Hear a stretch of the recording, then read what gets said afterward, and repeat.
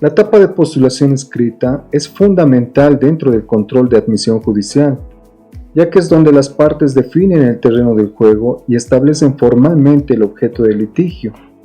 En ese sentido, hablaremos dentro de esta primera etapa sobre la demanda, la admisión, la citación y la contestación. Comencemos con la pieza clave, la demanda. Regulada por el artículo 110, es el acto formal por el cual el demandante busca la tutela judicial para que sea válida. El Código Procesal Civil exige de forma obligatoria el cumplimiento de varios requisitos de estructura, que veremos a continuación. Punto número 1. Indicación de la autoridad judicial. Aquí aplicamos reglas de competencia, materia civil y comercial, territorio específico, y el turno se suele dejar en blanco para que la plataforma judicial asigne el juzgado aleatoriamente. Punto número 2. Los datos del demandante y del demandado. Se deben incluir nombres, cédulas de identidad, estado civil, nacionalidad, edad, ocupación y el domicilio real. Además, hoy en día es obligatorio fijar un domicilio procesal físico y uno electrónico, como un correo o número de WhatsApp. En cuanto a los datos del demandado, de igual forma necesitamos su nombre y domicilio exacto para la citación. Sin embargo, aquí nace una pregunta: ¿qué pasa si no sabemos los datos del mismo? La ley es flexible. La falta de cédula u ocupación no frena la demanda. Si se desconoce el domicilio, se pide ayuda a instituciones como el CEGIP o el CERECI. Y como último recurso se lo puede citar por edictos de prensa. Punto número 3. El bien demandado. Es especificar con precisión. Si es un inmueble, detallamos la ubicación, superficie, colindancias y su número de folio real. Si es un vehículo, mencionamos la marca, chasis, motor y placa. Si es dinero, la suma exacta en números y letras. Y si es un derecho, el cumplimiento o extinción de esa obligación. Punto número 4. Sobre la relación de los hechos. La técnica jurídica en nuestro país nos exige 3 principios claros: orden cronológico, claridad sin rodeos ni insultos y un vínculo directo con la prueba que se va a presentar. Como punto número 5 tenemos la invocación del derecho. Esta se divide a su vez en 2 niveles: el derecho sustantivo mediante el Código Civil para demostrar qué derecho nos ampara, y el derecho adjetivo procesal mediante el Código de Procedimiento Civil para justificar la vía elegida. Aunque rige el principio de que el juez conoce el derecho, cabe mencionar que si hubiese un error de algún artículo mencionado, este se puede subsanar, pero la precisión evita retrasos. Finalmente, como punto número 6, tenemos la petición y ofrecimiento de prueba. En la petición o petitorio se debe tener claridad absoluta sobre lo que se pide y congruencia directa con los hechos fundamentados. También es el momento de solicitar los accesorios legales, daños, perjuicios, intereses y las costas del proceso. En cuanto a las pruebas, se debe adjuntar las mismas de manera documental preconstituida. También se pueden ofrecer testigos, peritos, solicitar inspecciones judiciales o incluir medios tecnológicos como capturas de WhatsApp para su judicialización. Una vez presentada la demanda, pasamos a la segunda gran fase, la admisión, bajo el artículo 113. Aquí el juez realiza un examen riguroso de forma y fondo, el control de legalidad, y puede tomar 3 caminos distintos. El primer camino, la admisión. Si todo está correcto, el juez dicta un auto de admisión. Esto abre formalmente la instancia, asume la competencia del caso, viabiliza medidas cautelares y le otorga al demandado un plazo perentorio de 30 días de corrido para contestar, excepcionar o contrademandar. Es decir, cuando la demanda es admitida, se apertura de la competencia, la orden de citación, se inicia el plazo para contestar y la radicatoria del proceso. Como segundo camino que el juez puede optar en esta fase de admisión es la demanda defectuosa. Si el juez detecta errores u omisiones de forma que se pueden arreglar, declara la demanda defectuosa, concede un plazo de 3 días para corregir los errores. Si el demandante lo hace a tiempo, se admite. Sin embargo, si deja vencer el plazo, la demanda se tiene por no presentada y se archiva.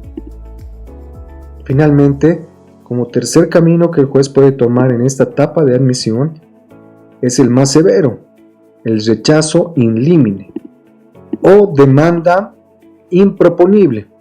Ocurre ante defectos de fondo legalmente irreparables, cuando la pretensión es manifiestamente contraria a la ley.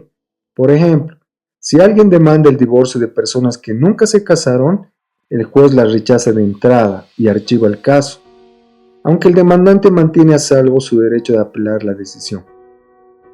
En resumen, esta primera parte de la etapa escrita de postulación en cuanto a la demanda y la admisión aseguran que un juicio inicie con bases sólidas, requisitos claros y bajo un estricto control de legalidad, protegiendo los derechos de ambas partes desde el primer día. Bueno, ahora nos referiremos a la citación y a la contestación, los cuales forman parte de la primera etapa del proceso ordinario, denominada también etapa de postulación, la cual está regulada por los artículos 362 al 364 del Código Procesal Civil, de la Ley 439. En esta etapa se produce el primer contacto entre las partes, ¿no? Es decir, entre el demandado, el demandante y el órgano jurisdiccional, ¿no? Primero, el demandante presenta su demanda, ¿no? Y el juez la admite siempre y cuando cumpla con los requisitos legales, ¿no? Para luego, posteriormente, realizarse la citación, ¿no? La cual es un acto procesal, ¿no? Mediante el cual el demandado conoce oficialmente que existe una demanda en su contra. A través de la citación se entregan las copias de la demanda, como también el auto de admisión, para que pueda el demandado ejercer, ¿no?, el derecho a la defensa, ¿no? La principal finalidad de la citación es garantizar el debido proceso y el derecho a la defensa, reconocido en el artículo 115 de la Constitución Política del Estado, ¿no? También podríamos decir que la citación se puede realizar en diferentes formas, pero la más común es la citación personal, que esta debe realizarse en el domicilio real o legal del demandado, ¿no? También existen otras formas de realizar la citación, ¿no?, la cual puede ser por cédula o por edicto cuando no se conoce el domicilio del demandado. Respecto a la contestación, este es un escrito mediante el cual el demandado responde a la demanda y ejerce su derecho a la defensa, ¿no? Esta está regulada por el artículo 364 del Código Procesal Civil. En este escrito, el demandado puede aceptar o negar los hechos, ¿no?, así como también presentar excepciones y formular defensas, ¿no?, y también, de cierta manera, ofrecer pruebas que respalden la posición en la que se encuentra, ¿no? La contestación es muy importante porque permite al juez conocer la posición del demandado, ¿no?, y determinar cuáles serán los puntos que deberán probarse durante el proceso. Si el demandado no responde dentro del plazo establecido, entonces el proceso puede continuar conforme a las reglas de la rebeldía, ¿no? En conclusión, se podría decir de que la citación y la contestación son esenciales dentro del proceso civil, ¿no? La citación garantiza que el demandado conozca la existencia del proceso, ¿no?, y la contestación le permite al demandado ejercer su derecho a la defensa.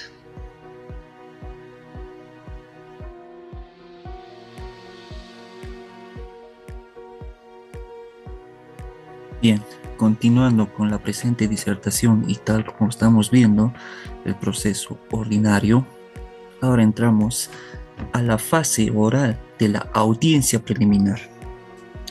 Primeramente, el inicio de la audiencia preliminar se realizará primeramente con la verificación de la presencia de las partes, tanto la parte demandante como la parte demandada. El juez también preguntará si se va a ratificar en su demanda o en su contestación, conforme lo establece el artículo 366, párrafo 1 del Código Procesal Civil. Asimismo, el juez va a preguntar si existen hechos nuevos. En tal caso de que fuera afirmativo, un sí, se agregará los hechos nuevos que no van a modificar la pretensión, pero que estén de acuerdo al artículo 115 del Código Procesal Civil. En tal caso de que no hubiera hechos nuevos, se tendrá por ratificado el contenido íntegro de las alegaciones iniciales. Y ya para culminar esta primera fase, el juez dictará una resolución judicial sobre la admisibilidad de hechos nuevos, además que va a fijar la versión definitiva de los alegatos.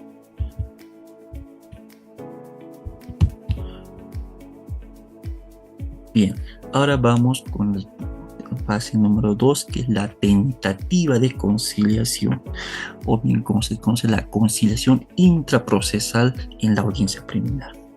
El juez también puede tomar otro camino para poder solucionar el conflicto, la conciliación intraprocesal. Pero recordemos que hay dos tipos de conciliación: la conciliación total y la conciliación parcial. La conciliación total, mediante las partes acuerdan un mutuo acuerdo y solucionan el conflicto, en la cual el juez hará una suscripción de acta de conciliación total, conforme lo establece el artículo 366, numeral 2 del Código Procesal Civil, y también realizará un auto judicial homologatorio que pondrá fin al proceso. También tenemos la conciliación parcial, por el otro lado, que en la conciliación parcial, mediante la cual las partes van a hablar, van a corregirse y van a acordar sobre algunos puntos que se van solucionando poco a poco, es decir, no del todo, tal como la conciliación total, en la cual el juez realizará un acta y auto homologatorio parcial, por la cual prosigue juicio sobre puntos controvertidos. Esto es sin acuerdo. Además que se realizará otro registro en acta y se proseguirá a la fase 3 del saneamiento procesal en tal caso de que aquí no se llegue a una solución. Bien, ahora entramos a la fase 3 del saneamiento procesal de la audiencia preliminar. Para iniciar, tiene que haber un fracaso en la conciliación intraprocesal que nosotros mencionamos. Si hay un fracaso, pasamos a la fase 3. El proceso va a continuar hacia el saneamiento, conforme lo establece el artículo 366, numeral 2 del Código Procesal Civil. En aquí el juez va a analizar excepciones previas y nulidades procesales, tanto de oficio o de parte, conforme lo establece el artículo 366, numeral 4 del Código Procesal Civil. El juez, mediante estas excepciones o nulidades, dictará un auto interlocutorio, en la cual, que es una resolución judicial inmediata que resuelve los trámites e incidentes o peticiones accesorias, pero no decide el fondo del proceso. Por tanto, si es que hay una excepción o nulidad y la respuesta fuera afirmativa, tenemos dos caminos: el sí y el no. El sí. Si es un sí, se va a extinguir el proceso, la nulidad de obrados o suspensión según corresponde al caso. Y si fuera un no, se desestima la excepción y el proceso continúa. Además, aquí se verá si se produjo la prueba. En tal caso de que fuera afirmativo un sí, continúa la fijación definitiva del objeto del proceso según lo establece el artículo 366, numeral 6 del Código Procesal Civil, que es la fase 5, ¿no? Y posteriormente Si fuera un no la respuesta de la producción de la prueba, se prorrogará esta misma audiencia en un plazo no mayor a 10 días, como lo establece el artículo 366, número 5 del Código Procesal Civil. Continuando con las etapas del proceso ordinario en cuanto a la fijación del objeto de la prueba, esta etapa principalmente es en la que el juez determina cuáles son los hechos que realmente necesitan ser probados, ya que no todos los hechos requieren prueba, porque algunos ya están aceptados o son evidentes. En cuanto a los actos postulatorios, si se trata de la demanda y la contestación, todo comienza cuando el demandante presenta la demanda y el demandado responde mediante la contestación. En estos documentos, ambas partes exponen sus hechos y pretensiones y ofrecen las pruebas, dando así paso a la audiencia preliminar. En la audiencia preliminar es donde el juez organiza el proceso, identifica cuáles son los puntos de conflictos y prepara posteriormente el juicio. Adicional a ello, en esta etapa el juez decide exactamente qué hechos deberán probar las partes. El objetivo principal de este es que evitar las pruebas innecesarias y concentrarse solamente en los hechos importantes. Aquí surge la cuestionante de que si es un hecho admitido, un hecho notorio, evidente o si existe presunción legal. Entonces, si, como vemos en nuestro flujograma, si la respuesta es un sí, es cuando el hecho ya ha sido reconocido por la otra parte. Es un hecho conocido por todos o la ley presume que existe, entonces no necesita demostrarse. Por eso queda exento la carga probatoria según el artículo 137 del Código Procesal Civil. Por otro lado, si la respuesta fuera un no, si el hecho en realidad no está admitido ni es notorio, entonces sí existe controversia entre las partes. En este caso se convierte en un hecho relevante y controvertido que deberá sí o sí probarse, dando a ello parte a lo que es la evaluación del juez. Una vez que ya estén identificados los hechos que deben probarse, el juez analiza si la prueba presentada cumple o no los requisitos legales, si la prueba es pertinente o si está prohibida. Cuando la prueba no tiene relación con el proceso o fue obtenida ilegalmente, el juez suele rechazarla. Si la prueba, en cambio, es válida, es pertinente y legal, el juez orienta toda la actividad probatoria para descubrir la verdad material de los hechos. En resumen o conclusión, podría decir que la fijación del objeto de la prueba sirve principalmente para poder definir exactamente qué hechos necesitan demostrarse y cuáles no, evitando así actuaciones innecesarias o haciendo el proceso haciendo el proceso que sea más eficiente. En cuanto a la admisión de prueba, en nuestro siguiente flujograma, después de ya saber qué hechos deberán probarse, el siguiente paso para este proceso es saber si las pruebas van a poder ser aceptadas por el juez o no. En cuanto a la proposición de la prueba, las partes presentan sus pruebas. El demandante acompaña sus pruebas junto con la demanda conforme al artículo 111 del Código Procesal Civil. En cuanto al demandado, presenta sus pruebas al contestar la demanda dentro del plazo de los 30 días, también según el artículo 125 del Código Procesal Civil. En la audiencia preliminar o complementaria, el juez revisa todas estas pruebas presentadas por ambas partes. Prosigue lo que es la evaluación, la traída probatoria. Aquí se explica si es que ha cumplido todos los requisitos, como ser la legalidad. La legalidad debería demostrar que la prueba se ha obtenido conforme a la ley. La pertinencia deberá explicar que la prueba debe relacionarse directamente con los hechos discutidos, dando paso hacia la resolución judicial motivada. El juez, después de poder evaluar las pruebas, dicta una resolución explicando las razones por qué se admite o se rechaza las pruebas.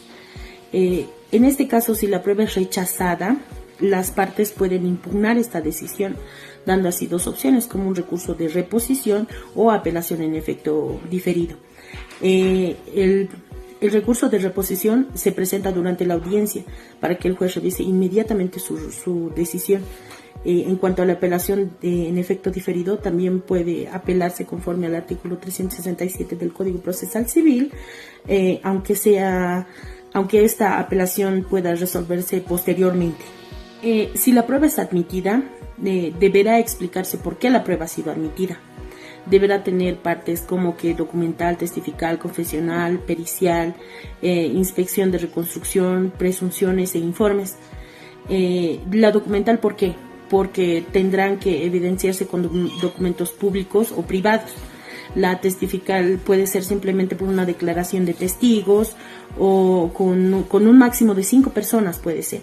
La confesional en esta opción puede ser por la declaración de alguna de las partes. La pericial puede ser por una opinión técnica de algún experto profesional, o la inspección o reconstrucción es cuando el juez puede verificar personalmente lugares, objetos que se hayan suscitado durante el hecho. Las presunciones e informes pueden ser los elementos que ayuden al juez a formar una convicción. En esta etapa del proceso resalta lo que es el principio de preclusión, ya que una vez cerrada la audiencia o concluida la audiencia, no se admiten nuevas pruebas. Puede admitirse de manera excepcional si ésta provee información que es necesaria para poder esclarecer algún tipo de hecho. En conclusión, primero el juez determina qué hechos necesitan demostrarse. Esa es la fijación de la prueba. Luego se analiza estas pruebas ofrecidas por las partes para verificar si cumplen con los requisitos legales y se decide cuáles van a ser admitidas. Todo esto busca que el proceso principalmente sea ordenado, eficiente y permita llegar a la verdad material conforme al proceso civil boliviano.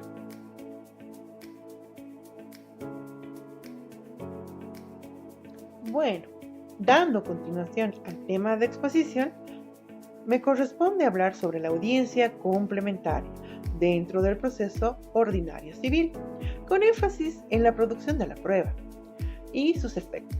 Para explicar de manera ordenada, utilizaremos 6 flujogramas, los cuales yo desarrollaré los 3 primeros referidos a la procedencia, la preparación y la inasistencia. Posteriormente, Llorel explicará la producción de la prueba, el acta, los alegatos y la sentencia. Pero para poder hablar del flujograma primero, tenemos que hablar de la procedencia y finalidad. Y en esta primera parte tenemos que mencionar que, a partir de una idea básica, la audiencia complementaria no se realiza automáticamente en todos los procesos ordinarios. El artículo 368, parágrafo primero, dispone que se convoca cuando en la audiencia preliminar no fue posible diligenciar totalmente la prueba.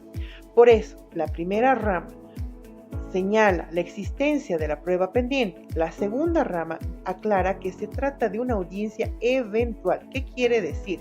Que solo se abre cuando realmente hace falta. Y la tercera explica su finalidad: complementar la actividad probatoria que ya había sido admitida para que el juez cuente con suficientes elementos antes de resolver. Y finalmente, el cuarto punto marca su límite. Esta audiencia no permite empezar de nuevo el proceso ni ofrecer libremente cualquier prueba. Debe respetarse el objeto del proceso y los hechos que fueron fijados para ser demostrados. En el flujograma segundo tenemos que hablar de la convocatoria y preparación. Es más, nos muestra que debe ocurrir antes de las audiencias. La ley fija un plazo de 15 días siguientes a la audiencia preliminar. Ese plazo no es un tiempo muerto. Debe aprovecharse para preparar la prueba, Al convocar, la autoridad judicial advierte a las partes que deben concurrir y adoptar las medidas necesarias para el diligenciamiento de sus medios probatorios.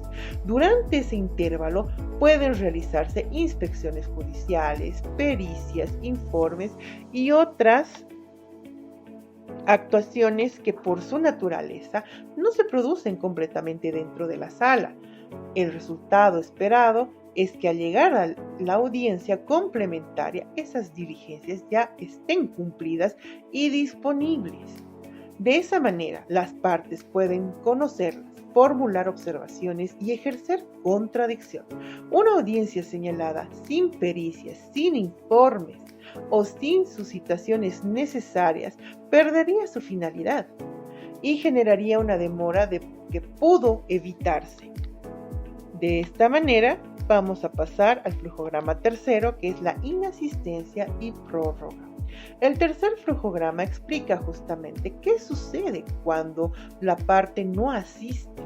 La regla general es la continuidad. La audiencia no se suspende ni se deja de producir la prueba solamente porque falte el demandante o el demandado. La excepción es la fuerza mayor debidamente comprobada. No basta una excusa verbal. Debe tratarse de una circunstancia real que impida concurrir.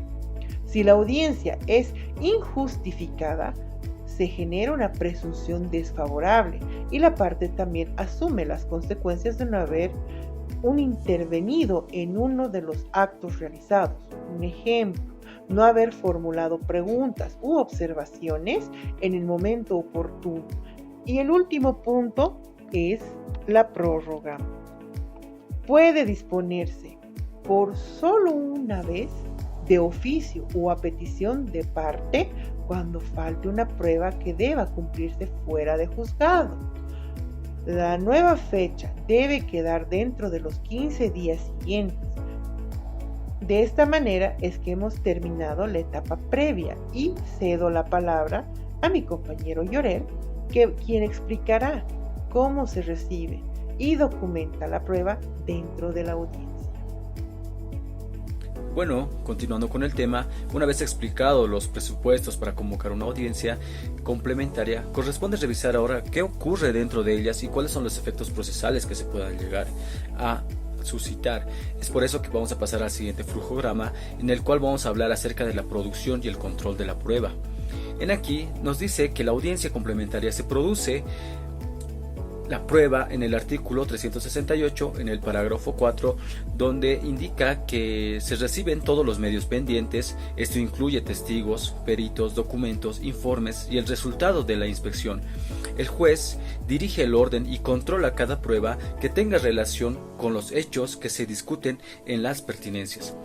Los testigos y los peritos no pueden irse cuando quieran, deben permanecer en sala hasta que el juez autorice que puedan retirarse. ¿Pero por qué?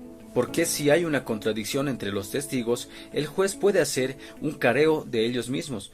Esto quiere decir que el juez escucha directamente al final y todos afirman el acta de consecuencia de forma de la participación. El inicio de la audiencia, el juez verifica la presencia de las partes, los abogados y los testigos y los peritos, si falta algún testigo o algún perito, si deciden o continúan la programación de la audiencia. El orden de la producción indica que el juez fija el orden, generalmente primero la documentación, ya que esto es los expedientes o cualquier otra documentación que se pueda llegar a suscitar, luego la testimonialidad, después la orden pericial. La producción de cada medio es el punto donde los testigos declaran y son interrogados por ambas partes. Los peritos explican su dictamen a través de documentos que se puedan dar en la producción, informes que se incorporan dentro de las actas procesales. El control de la contraparte. Esto nos dice que cada parte puede contrainterrogar, objetar y pedir aclaraciones en el acto. El juez decide sobre la pertinencia de cada pregunta. La firma y el retiro del autorizado los testigos y peritos firman un acta y se retiran con la autorización del juez. Pasando a la siguiente diapositiva, vamos a hablar acerca de las actas y decisiones y mejor proveer. Este es el tema central donde se documenta la audiencia y qué ocurre dentro de la prueba y de qué manera mejor se provee. Es aquí donde hablamos acerca de que toda audiencia queda documentada dentro de un acta.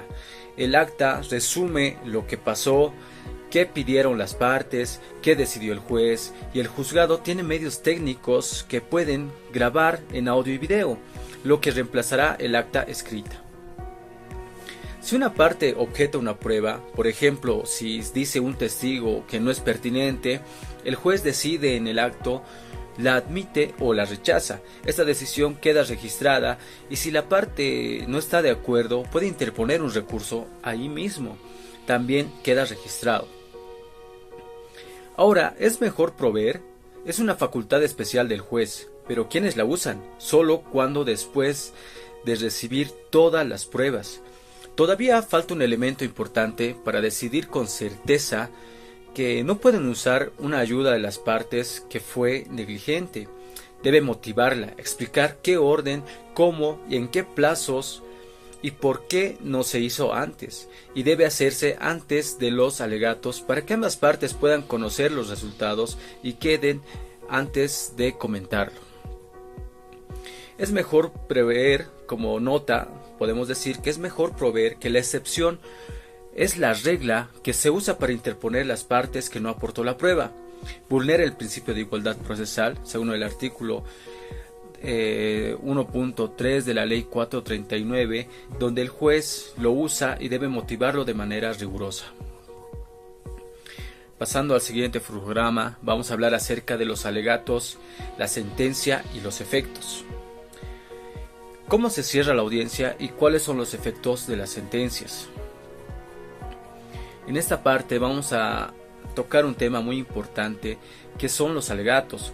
Después de la prueba vienen obviamente los alegatos. Cada parte tiene un lapso de 10 minutos para hablar, pero atención, el alegato no es repetir la demanda ni la contestación ya anteriormente hecha. Su función es la de explicar al juez que se probó con qué medios que la decisión debe ser a favor de la parte. En casos complejos, el juez debe dar más tiempo. Es así que luego pasan a la sentencia. El juez puede dictar de dos formas. Primera, leer la sentencia completa en la audiencia con sus fundamentos. La segunda parte puede ser leer solo las partes de las diapositivas, es decir, el fallo, y convocar a otra audiencia para la fundamentación. Pero esta segunda audiencia debe ser dentro de los siguientes 20 días. Los efectos son tres pruebas fundamentales. Primero, la etapa que prueba que queda cerrada definitivamente. Como segundo, el juez decide el fondo del litigio. Tercero, desde las notificaciones de la sentencia empiezan a correr los plazos para apelar. Y si nadie se le ocurre la sentencia, se produce como cosa juzgada. El asunto queda resuelto para siempre. En resumen, como tema principal podemos hablar que la idea central debe transmitirse que las audiencias complementarias no existen para retrasar el proceso.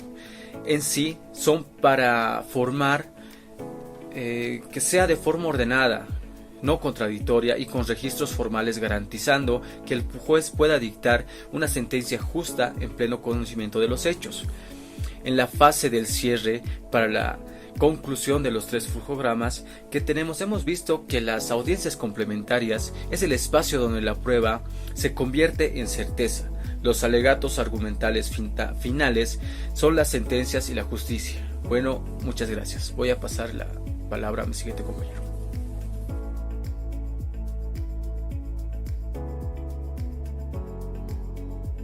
La sentencia. La sentencia es el acto procesal más trascendental dentro del proceso ordinario, pues representa la culminación de la función jurisdiccional en la primera instancia. El pronunciamiento. El pronunciamiento, según el artículo 213 del Código del Procedimiento Civil, establece que la sentencia debe poner fin al litigio analizando la totalidad de las pretensiones planteadas. Tiene que ser fundamental y también se tiene que explicar el cómo compone.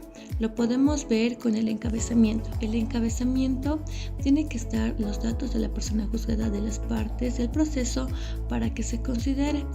También es la valoración jurídica, porque se cree que una parte u otra se analiza individualmente cada prueba bajo el principio de sana crítica. Tenemos también a los tipos de declaración del juez. El juez solo tiene dos caminos principales respecto al fondo de la demanda. Declarar aprobada la demanda significa que el demandante logró demostrar los hechos constitutivos de su pretensión mediante las pruebas aportadas. Declarar aprobada la demanda ocurre cuando el demandante no alcanzó la carga de la primera prueba o las pruebas que son excepciones probatorias.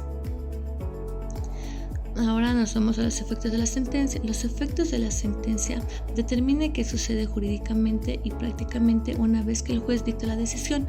Puede ser A, el efecto sustancial, que es declarativo, constitutivo o condenatorio. Dependiente del tipo de la demanda de la sentencia, se produce uno de los siguientes efectos, que puede ser declarativo, que reconoce un derecho que ya existía en la declaración por ejemplo, de la propiedad de un bien. O constitutivo, que crea y modifica un estado de relación jurídica, relaciona con tratado, ejemplo, el divorcio. El condenatorio, que obliga a las partes a realizar una prestación concreta, a dar algo o hacer algo, a abstenerse o hacer algo, ejemplo, el pago o la suma de un dinero. También tenemos que puede ser la autoridad de una cosa juzgada. En el efecto definitivo y de mayor jerarquía de la sentencia ocurre cuando la relación resuelve firme o sea inmodificable. Cuando las partes no apelan dentro del plazo legal, se determina que por ley se han agotado todos los recursos impugnados. Entonces se viste es previsto por una apelación y cesación. La consecuencia es la inmovilidad. Ningún juez ni ninguna autoridad puede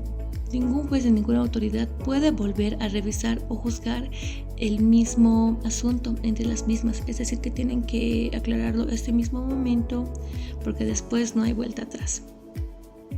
En sí, la sentencia es el momento procesal donde el derecho abstracto de la norma se convierte en una orden real e inamovible para las partes, garantizando la seguridad jurídica a través de la cosa juzgada.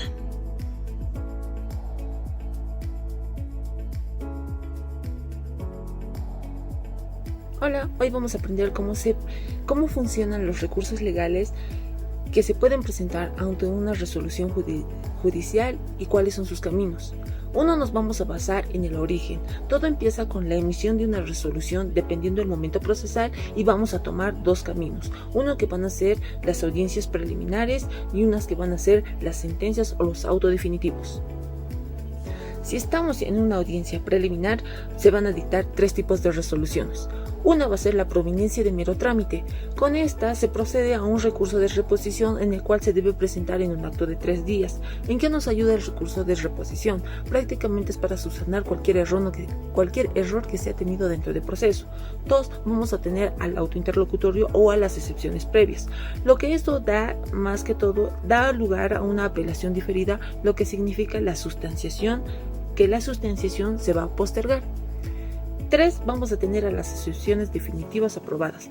Estas directamente van a activar una apelación suspensiva. Ahora, si el juez ha dictado una sentencia o un auto definitivo, el camino es un poco más directo. Se va a interponer una apelación, pero ojo, los plazos son según el caso, ya que si se presenta contra una sentencia vamos a tener 10 días hábiles para poder apelarlas. En cambio, si se presenta en contra un auto interlocutorio, el plazo se va a reducir a 5 días. Una vez interpuesta los recursos, esto se puede conceder en 3 efectos, que vamos a tener a los suspensivos, a los devolutivos y a los diferidos. Los suspensivos en lo que nos ayuda es prácticamente lo que hace es detener por completo la competencia del juez y frenando el avance del caso. En los devolutivos lo que va a pasar es que el proceso principal va a continuar sin detenerse, y en los diferidos, como ya hemos visto con anterioridad, su tramitación queda postergada para más adelante. Ahora, cualquiera de estos 3 caminos o cualquiera de estos 3 efectos nos van a llevar a lo que son las salas civiles departamentales. Aquí el tribunal va a tener un plazo de 10 días para poder revisar el caso y para poder dictar un auto de vista. Tras el auto de vista, entramos a la etapa de la procedencia de la casación. Aquí el tipo de proceso va a definir el final del juego. Si tu caso es un proceso monitorio o incidente, se va a declarar improcedente la casación. Es decir, aquí es el fin de la vía, no hay más. Pero si tu proceso es un proceso ordinario de fondo, se va a admitir la casación y para eso hay un plazo estricto de 10 días para poder presentarse. Al admitirse la casación, el expediente va a viajar al Tribunal Supremo de Justicia, donde se va a emitir una resolución final en Sucre. Esto lo que va a hacer es cerrar definitivamente el proceso. Y es ahí donde concluye lo que es para poder interponer un recurso de estos. Hasta luego.